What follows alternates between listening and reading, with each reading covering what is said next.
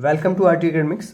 तो आज के इस वीडियो में हम लोग स्टार्ट करेंगे डिटर्मिनेसी क्या होती है और किसी स्ट्रक्चर्स में हम लोग कैसे पता लगाएंगे कि वो डिटर्मिनेट है या इनडिटर्मिनेट है।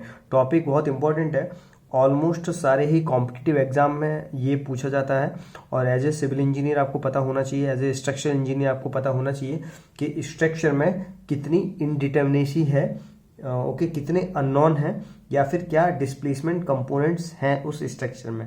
तो मैं अगर बात करूं तो टॉपिक ऑलमोस्ट सारे कॉम्पिटिटिव एग्जाम्स में पूछा जाता है, like graduate aptitude test engineering है, गेट एग्जामिनेशन होता है जो हर साल आईआईटीज कंडक्ट करवाते हैं, इंजीनियरिंग सर्विसेज एग्जामिनेशन में पूछा जाएगा, एसएससी में भी पूछा जाता है जूनियर इंजीनियर के लिए, यूनिवर्सिटी एग्जामिनेशंस में तो आता ही है, स्टेट इंजीनियरिंग सर्विसेज एग्जामिनेशन के लिए भी इम्पोर्टेंट है, ऑलमोस्ट बहुत इंपॉर्टेंट टॉपिक है। तो जहाँ भी आप अगर सिविल इंजीनियरिंग का कोई कॉम्पिटिटिव एग्जाम फेस करने जा रहे हैं तो आपको टॉपिक के बारे में पता होना जरूरी है। तो टॉपिक में वैरायटी होने के कारण थोड़ा सा कॉम्प्लिकेटेड है, टेक्निकल टर्म्स काफ़ी ज़्यादा हैं इसमें। तो मैं ये जो है डिटेल से यहाँ पे डिस्कस करने जा रहा हूँ। तो आपको कोई भी डाउट है तो आप वीडियो पूरे देखिए। आई थिंक इसमें 2 या 3 वीडियो कंप्लीट बन जाएंगे, तब जाके टॉपिक कंप्लीट होगा। और यहाँ पे हम लोग काफ़ी सारे प्रीवियस ईयर के क्वेश्चंस डिस्कस करेंगे और सॉल्व करेंगे बहुत आसानी से। सो आप बहुत जल्दी सीख जाएंगे कि किस तरीके से हम लोग डिटर्मिनेसी कैलकुलेट करते हैं। तो मैं स्टार्ट करता हूँ। तो सबसे पहले जो है हम लोग बात करें अगर डिटर्मिनेसी की, तो डिटर्मिनेसी से पहले आपको ये जानना जरूरी है कि सपोर्ट कंडीशन क्या है और किस टाइप का सपोर्ट है, उसमें क्या रिएक्शन कंपोनेंट्स आ सकते हैं। उसके बाद में इक्विलिब्रियम कंडीशन भी पता होना जरूरी है कि किस टाइप का स्ट्रक्चर है, 2D है या 3D है, प्लेन है, स्पेस है, तो उसमें कौन कौन से इक्विलिब्रियम कंडीशंस लगा सकते हैं सो दैट हम अननोन्स को सॉल्व कर पाएँ। उसके बाद में हमें स्टेबिलिटी ऑफ स्ट्रक्चर्स का पता लगता है कि वो एक्सटर्नली स्टेबल है या फिर अनस्टेबल है, किस टाइप का स्ट्रक्चर है, इंटरनल है, stability instability. Then after we come to the determinacy. Okay, so these are the topics. ये जो टॉपिक है वो स्ट्रक्चरल एनालिसिस से है and also known as theory of structure. तो सबसे पहले हम लोग स्टार्ट करते हैं। तो स्टार्ट करने से पहले मैं एक बार सपोर्ट कंडीशंस आपको रिवाइज करा दूं। You can see here like I have a good text book, like so you can see this following are the support conditions. So this is one kind support and known as fixed or built-in support. So ये एक support है जिसमें तीनों reaction आ जाएंगे। Fix support में moment भी आ रहा है, डायरेक्शन हमें पता नहीं, किसी भी तरीके से रोटेशनल इफेक्ट आ रहा है, मतलब रेसिस्टेंस होगा यहाँ पे, और जो है एक्शियल फोर्सेस मतलब हॉरिजॉन्टल फोर्सेस के अबाउट भी these are the reactions basically. तो तीनों के अबाउट इसमें रिएक्शन आ रहे हैं, वर्टिकल भी रिएक्शन है और हॉरिजॉन्टल भी। अब ये 2D है तो यहाँ पे इस तरीके से आ रहा है। अगर ये 3D होता है, स्पेस होता, तो यहाँ पे 6 रिएक्शन आ जाता। तो अगर मैं बात करूँ हिंज और पिन सपोर्ट की, तो हिंज और पिन सपोर्ट अगर आप देखेंगे तो यहाँ पे ये हिंज सपोर्ट है। हिंज सपोर्ट में 2 रिएक्शन आ रहे हैं, हॉरिजॉन्टल भी रिएक्शन आ रहा है और वर्टिकल भी रिएक्शन आ रहा है, ठीक है।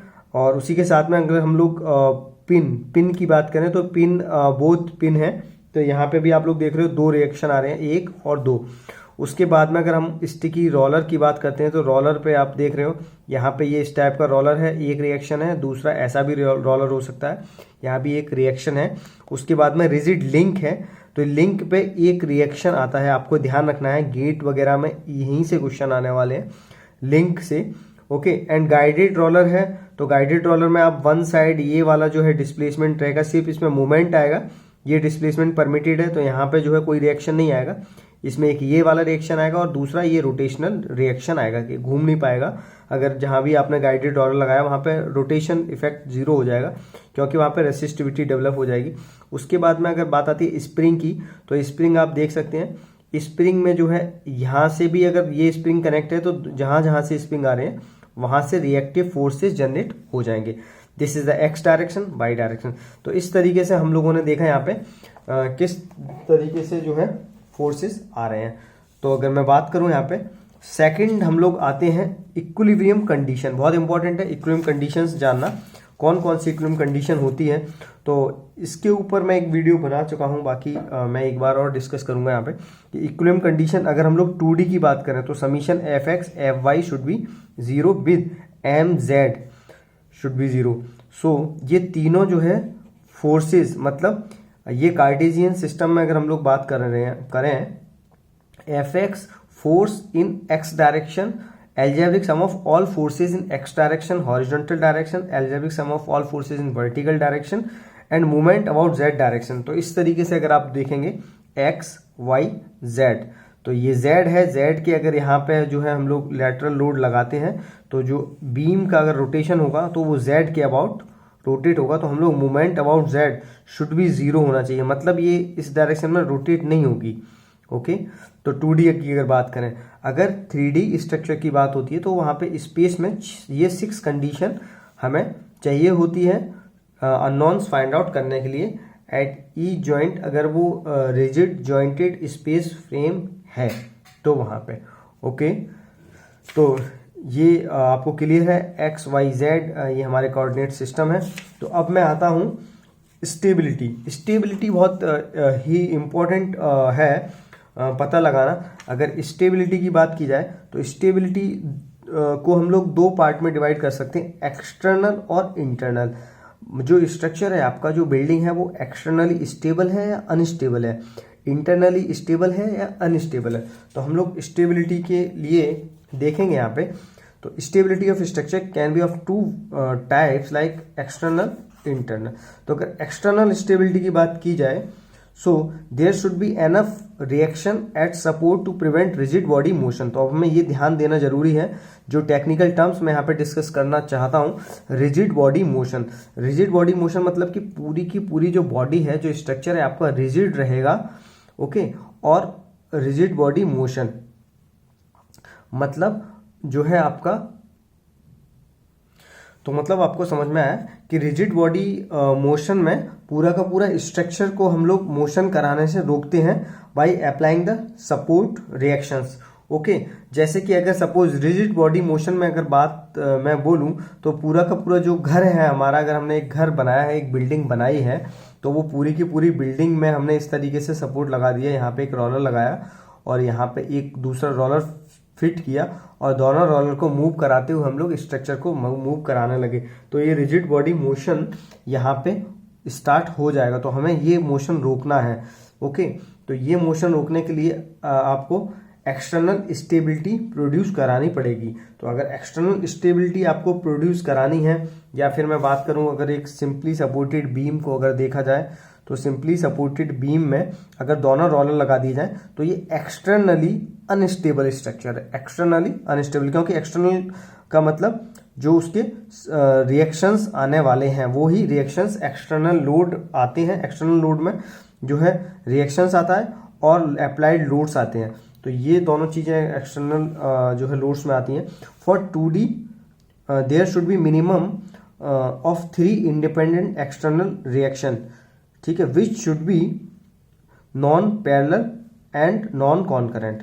तो जो है नॉन पैरेलल मतलब एक रिएक्शन 2 रिएक्शन, ऐसा नहीं हो दोनों रिएक्शन पैरेलल हैं, एक यहाँ से आ रही है और दूसरी यहाँ से आ रही है, या फिर ऐसा नहीं है कि सारी की सारी रिएक्शन जो है कॉन्करेंट हो रही है, एक ही पॉइंट पे मिल रही है, तो ऐसा नहीं होना चाहिए। If all the reactions are parallel then linear instability will develop. अगर सारी की सारी रिएक्शन पैरेलल है तो डेफिनेटली लीनियर अनस्टेबिलिटी डेवलप हो जाएगी, स्ट्रक्चर मूव कर जाएगा या बॉडी मूव करने लगेगी, ठीक है।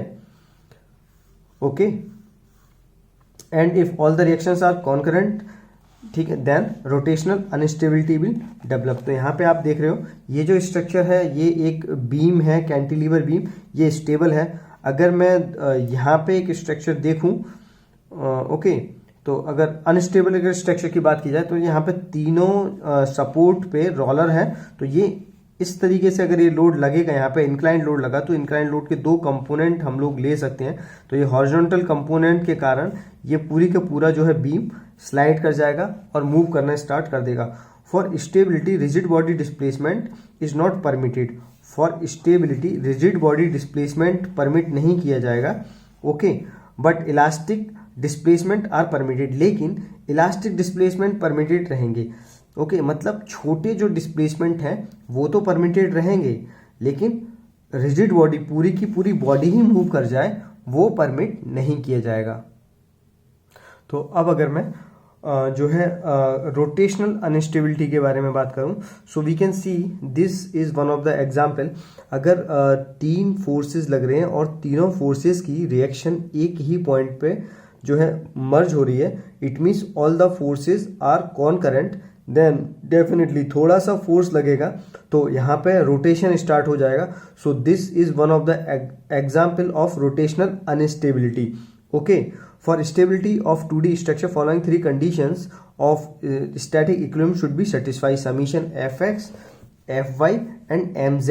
mz का मतलब है जो रोटेशन है थीटा, अगर थीटा रोटेशन पे बात की जाए हमारी, so theta should okay, z rotation सिर्फ z डायरेक्शन में प्रिवेंट होगा इसमें rotational instability. Okay, for stability there is no rigid body displacement at joint, okay, but small elastic deformation is permitted। अगर मैं you can see here now, okay, in case of 3D structure there should be a minimum of 6 independent external reactions to prevent rigid body displacement of structure at joints। The displacement to be prevented the displacement to be prevented are delta x, delta y, delta z. तो तीनों direction में displacement prevent रहेगा और theta x, theta y, theta z, and hence following 6 condition of static equilibrium should be satisfy. तो ये 6 condition जो है हमारी वो सेटिस्फाई होनी चाहिए। The above 6 reactions in the 3D should be non parallel, non concurrent and non को planner. Okay, तो जो है नॉन को प्लानर तीनों जो हमारी रिएक्शंस हैं वो इस तरीके से होनी चाहिए, पैरेलल भी नहीं होनी चाहिए सारी की सारी, और नॉन कॉन्करेंट होनी चाहिए, उसके बाद में नॉन को प्लानर भी होनी चाहिए, राइट। ओके, तो इंटरनल स्टेबिलिटी का अगर हम लोग एग्जांपल देखें यहाँ पे, सपोज ये एक जो है स्ट्रक्चर है, like you can see this is hinge support at here, and यहाँ पे एक रोलर लगा दिया और ये जो सपोर्ट्स हैं ये सारे हमारे हिंज हैं। तो ये जो है अगर हिंज है तो डेफिनेटली यहाँ पे आपको क्या दिखाई दे रहा है, लाइक यहाँ से ये जो स्ट्रक्चर है वो इस तरीके से डिफ्लेक्ट हो सकता है, या डिफॉर्म हो जाएगा, या कोलैप्स कर जाएगा, या फेल हो जाएगा, लाइक। तो अगर मैं यहाँ से इसको पलटूं, so we can see here the small elastic deformation is permitted to preserve the geometry, okay, enough number of members and their adequate arrangement is required। Moreover, there should be no formation of condition of mechanism। तो mechanism condition formation नहीं होना चाहिए। mechanism is a kind of collapse। तो जो है इसमें हमें इतने minimum number of member रखने हैं so that यहाँ पे mechanism जो है डेवलप ना हो। तो उसके लिए अगर मैं सपोज इस तरीके से मैंने बनाया तो मैं यहाँ से एक अगर मेंबर और लगा दूं तो ये जो है फेल नहीं होगा, इंटरनली जो है स्टेबल हो जाएगा। अगर मैं उसके बाद यहाँ से फोर्स लगाता हूँ then it is the structure is not going to fail. Okay, so now you can see this one of the example. अगर मैं सिंपली सपोर्टेड बीम में, ये एक सिंपली सपोर्टेड बीम में यहाँ पे हिंज क्रिएट कर दूं और हिंज पे अगर इस बीम में ज़रा भी लोड पड़ेगा तो ये फेल हो जाएगी, मतलब एक मैकेनिज्म डेवलप हो चुका है। अब यहाँ पे ज़रूरत से ज़्यादा, मतलब ये जो है हमारी अनस्टेबल स्ट्रक्चर बन चुका है। यहाँ पे मोर देन रिक्वायर्ड जो है इक्विलिब्रियम कंडीशन अवेलेबल है हमारे पास में। अगर हम लोग डीएस की बात करें तो ये जो है हमारा unknown forces minus equilibrium condition available. तो यहाँ पे अननोन फोर्सेस हमारे पास में कम है और इक्विलिब्रियम कंडीशन अवेलेबल ज़्यादा है। तो ये जो है हमारा स्टैटिकली डिटर्मिनेट तो है लेकिन अनस्टेबल स्ट्रक्चर हो जाएगा हमारा। ओके, अगर मैं इस स्ट्रक्चर की बात करूं, सपोज एक close structure you can see here like this, ये इस तरीके का फ्रेम है और यहाँ पे हिंज है ओके, इस तरीके से है। सो अब ये स्टेबल है अनस्टेबल है। तो बेसिक फंडामेंटल पे अगर हम लोग आ जाते हैं, इसको मैं आगे अभी बताऊंगा किस तरीके से हम लोग ड्राइव करते हैं। तो अभी मैं जो है स्टेबिलिटी पे बात कर रहा हूँ, तो हम लोग उसके बारे में देखते हैं। Minimum number of member required for internal stability. तो इंटरनल स्टेबिलिटी के लिए हमें मिनिमम नंबर ऑफ मेंबर्स चाहिए, m is equal to 2j minus 3। Okay, so 2j minus 3, j is the number of joint, 1 2 3 4 5 6, so 6 joint are there, so 2 into 6 12 minus 3 is equal to 9। so यहाँ पे इस structure को हमें stable बनाने के लिए minimum number of member चाहिए। यहाँ पे कितने हैं, 1 2 3 4 5 6 7 मेंबर हैं। अगर यहाँ पे सिर्फ 7 मेंबर हैं और हमें चाहिए 9 मेंबर, तो ये जो है स्ट्रक्चर आपका अनस्टेबल रहेगा। तो इस स्ट्रक्चर को स्टेबल बनाने के लिए हमें इसमें कम से कम 2 मेंबर और ऐड करने पड़ेंगे, क्योंकि हमें इसमें मेंबर चाहिए 9 और अभी हमने 7 मेंबर प्रोवाइड किए। तो सपोज मैं यहाँ पे 2 मेंबर और इस तरीके से प्रोवाइड कर देता हूँ। So now the structure has become stable structure. अगर सपोज मैंने यहाँ पे अभी इसका जो है ds हम लोग कैलकुलेट करते हैं तो वो 0 हो जाएगा। सपोज मैं ds की बात नहीं करूँगा, ये बेसिकली जो है इंटरनल डिटर्मिनेसी के बारे में। अगर सपोज एक्सटर्नली इसको डिटर्मिनेट मान लिया जाए, यहाँ से अभी हम लोग बात नहीं कर रहे हैं अभी एक्सटर्नल इंटरनल, तो अगर मैं ये स्ट्रक्चर अभी हमारा स्टेबल हो चुका है हम लोग irrespective to the support condition. तो अगर हम लोग इसको ओवर स्टिफ बनाना है, तो सपोज अगर मैंने यहाँ पे कुछ मेंबर्स और ऐड कर दिए, तो अभी ये वाला जो स्ट्रक्चर है ये ओवर स्टिफ हो चुका है, मतलब ये जो है रिडंडेंट स्ट्रक्चर बन चुका है। अब इसमें अगर इनडिटर्मिनेसी की बात की जाएगी, तो यहाँ पे 2 फोर्सेस की इनडिटर्मिनेसी आ चुकी है। ओके, तो because of the 2 more member okay available. तो अब हम लोग आगे बढ़ते हैं। तो ओवरऑल स्टेबिलिटी, अगर ओवरऑल स्टेबिलिटी की बात करेंगे आप, तो external stability is compulsory for overall stability. Overall structure तभी स्टेबल होगा जब वो एक्सटर्नल भी स्टेबल होगा। सपोज ये मैंने इंटरनली तो स्टेबल कर दिया, लेकिन मैंने यहाँ पे एक रोलर लगा दिया और इधर दूसरा रोलर लगा दिया, लेकिन now is it stable now? No, अभी स्टेबल नहीं है, क्योंकि यहाँ पे 2 एंड पे 2 रोलर लगा दिए। अभी ओवरऑल स्ट्रक्चर अनस्टेबल है, हालांकि इंटरनली स्टेबल है। ओके, तो हमें ओवरऑल स्टेबिलिटी पहले इंश्योर करनी है स्ट्रक्चर की। ओके, तो हम लोग अगर थोड़ा सा आगे बढ़ते हैं। So in okay some of the cases structure may be overall stable where external stability occurs and external reactions are more than needed. Internal reactions are deficient, but it is not always true. For overall stability, it is desirable to have external and internal stability both. Okay, so now एक कुछ और चीज़ें मैं यहाँ पे show करूँगा। तो अगर सपोज एक्सटर्नली स्टेबल है, इंटरनली तो ओवरऑल अनस्टेबल स्ट्रक्चर हो जाएगा हमारा। Internally stable and over stiff है, भले ही इंटरनल स्टेबल है लेकिन ओवर स्टिफ भी है, तब भी हमारा स्ट्रक्चर अनस्टेबल ही कंसीडर किया जाएगा। सो अब मैं now you can see this example. Okay, so external like externally अगर हम लोग बात करें तो एक्सटर्नल हम लोग देख रहे हैं सपोर्ट अगर हम लोग देखते हैं तो ये जो है स्ट्रक्चर स्टेबल भी है, क्योंकि यहाँ पे भी एक हिंज प्रोवाइड किया है, यहाँ पे भी दूसरा हिंज प्रोवाइड किया है, तो स्टेबल भी है एंड ओवर स्टेबल है, ओवर स्टिफ है, स्टेबल भी है और ओवर स्टिफ है, क्योंकि जितने रिएक्शंस चाहिए उससे ज़्यादा अननोन रिएक्शंस यहाँ पे आ रहे हैं। तो हमें अगर प्लेन फ्रेम है तो 2-3 ही रिएक्शंस चाहिए होंगे, लेकिन यहाँ पे 4 रिएक्शन आ रहे हैं हमारे, तो 1 2 3 4। तो यहाँ पे जो है अगर एक्सटर्नल इंडिटर्मिनेसी की बात करें तो ये एक्सटर्नली स्टेबल है। अभी हम लोग स्टेबिलिटी के टर्म्स में बोले तो ये स्टेबल है, इवन ओवर स्टिफ है, मतलब मोर देन ज़्यादा रिएक्शंस हमने दे रखे हैं यहाँ पे। अगर इंटरनल इंडिटर्मिनेसी की बात करें या internal minimum number of member required to preserve the geometry of structure is how much, how many number of members.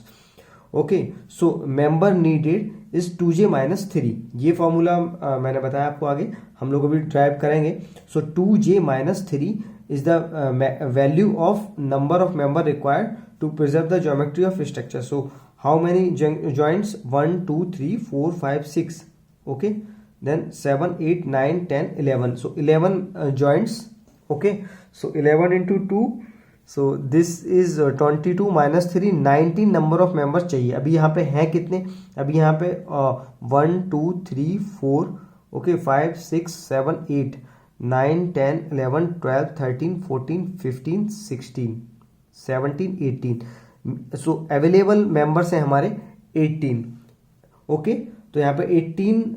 अब यहाँ पे जो है डिफिशियंसी है 1 मेंबर की। अगर एक मेंबर और लगा दिया जाए तो ये जो है स्टेबल हो जाएगा, लेकिन ये डिफिशियंसी है तो डिफिसिट है। सो इंटरनली डिफिसिट है, डिफिशियंट है तो अनस्टेबल है। ओवरऑल अगर हम लोग बात करें तो ये स्ट्रक्चर अनस्टेबल हो जाएगा। ओके, इसी तरीके से you can see this cantilever और प्रॉप कैंटिलीवर और continuous beam. So you can see this is one of the support, roller support है। उसके बाद में यहाँ पे एक सपोर्ट दिया है और यहाँ पे एक सपोर्ट है, यहाँ पे फिक्स सपोर्ट है। तो फिक्स सपोर्ट पे 3 रिएक्शन आ गए। अगर हम लोग यहाँ पे बात करें ये कुछ सपोर्ट है या फोर्सेस हैं, बेसिकली मैं इनको जो है सपोर्ट मानता हूं। तो यहाँ पे सपोज एक रोलर और लगा दिया हमने, दूसरा रोलर लगा दिया, लेकिन आप लोग यहाँ पे देखेंगे अगर ये हिंज, अगर इंटरनल हिंज दिया तो ये जो है मैकेनिज्म डेवलप हो जाएगा, तो इंटरनली अनस्टेबल हो जाएगा। हम लोग अगर कैलकुलेट करेंगे हम लोग आगे, तो डिटर्मिनेसी इनडिटर्मिनेसी देख के हम लोग ये डिसाइड कर सकते हैं कि स्ट्रक्चर हमारा डिटर्मिनेट है, इनडिटर्मिनेट है, स्टेबल है, अनस्टेबल है। तो इस वीडियो में इतना ही।